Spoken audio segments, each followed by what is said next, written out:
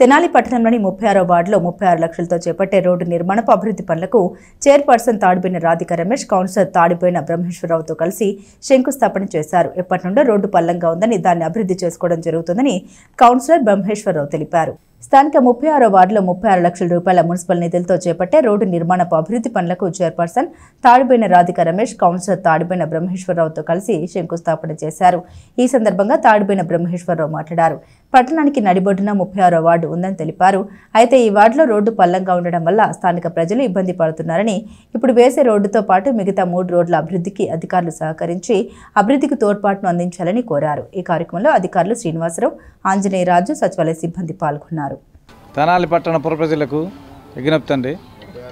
36వ వార్డులో గోపాలరెడ్డి రోడ్లో ఎంక్రోచ్మెంట్ ఉంటే అదొకటి ఇప్పుడు శంకుస్థాపన చేసి వచ్చాము. అట్లానే ఇక్కడ రజిక చెరువు దగ్గర బండ్లమారు వీధిలో గత ఎప్పటి నుంచో వేయలేదు, 2-3 టర్ముల నుంచి. ఇప్పుడు ఈ టర్మ్లో ఈ రోడ్డు అది వేస్తున్నాము. దీనికి మొత్తం 36 లక్షల చిల్లర ఎస్టిమేషను. ఈ రెండు కలిపి ఈ రెండు పూర్తి చేయాల్సిందని డిఈ గారిని, చైర్పర్సన్ గారిని కోరుతున్నాం.